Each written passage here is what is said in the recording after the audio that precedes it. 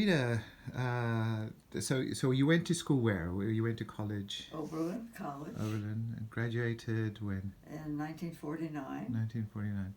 Now you told me a very interesting story about your tennis career. You'd been a tennis player. Yeah. So tell me Yes. about tennis at Oberlin. Well, tennis at Oberlin for men Mm-hmm. was a big deal, Mm-hmm. and they played other colleges, and Mm-hmm. they were very successful. Mm-hmm. And there was nothing for women, and I don't think any women were bothered by that fact. Mm-hmm. But some physical education specialist, I guess they had physical education, which I didn't even know about, but at any rate, she found me and my roommate tossing balls back and forth on the tennis court. Mm-hmm. Which, Do you remember why you were doing that? oh, well, we both knew some tennis from before going to college, Mm-hmm. and it was just fun. Mm-hmm. Mm-hmm. So she said, I think there should be a tennis tournament, a women's tennis tournament. And so would you guys organize it? And we didn't even know whether we could find other women who played tennis because we rarely saw anybody on the tennis court, any women on the tennis court. Mm-hmm.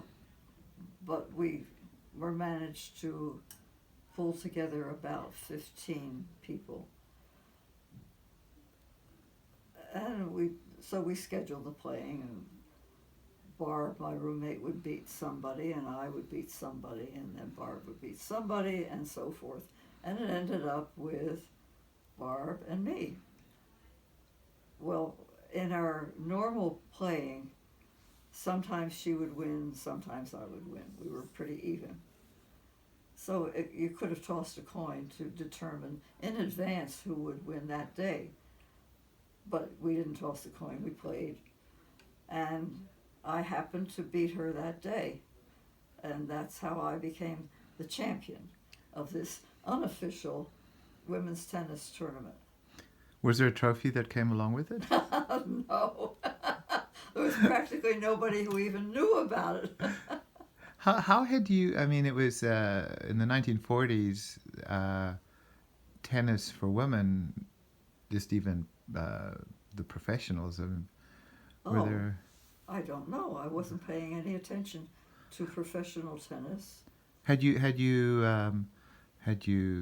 How had you picked up the racket? Had you? You said before even. Okay. Yeah. Briefly, when I was in high school, I guess. And I don't know why I said I was interested, but I did. Mm. So my mother would take me to a tennis place. I can't remember much about where it was, but you had to drive there. Mm-hmm. And I think very briefly I got a little training. But this didn't last very long. I got too interested in other things, so it was a brief exposure. Let's put it that way. Mm-hmm. Beforehand. Mm-hmm. And what happened after that first becoming the first women's champion? What year were you in that year? Were you? I think I was a junior then.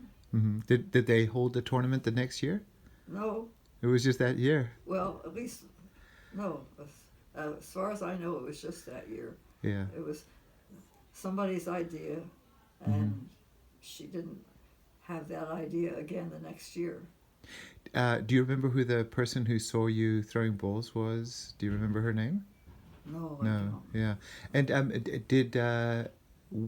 when did tennis come back to Oberlin at some point? Did tennis come back? In terms of for women, I mean to say. For women? Yeah. I don't know. I don't. You didn't follow it after that? No, I didn't follow it. Yeah. What did you? Was there camaraderie between you and your roommate after that encounter? Oh, sure. I mean, I keep very close touch with her. And you're still in touch? Oh, yeah. She's on the West Coast and I'm on the East Coast, but we talk by phone. Okay. Do you do any trash talking still? You know, and saying, "Remember back in the day when I Um, thrashed you?" no, don't do that. No. We sometimes talk about what we think is going on at Oberlin right now. Hmm. Hmm. Well, that will be for another time. Rita, this is wonderful. Thank you, and awesome.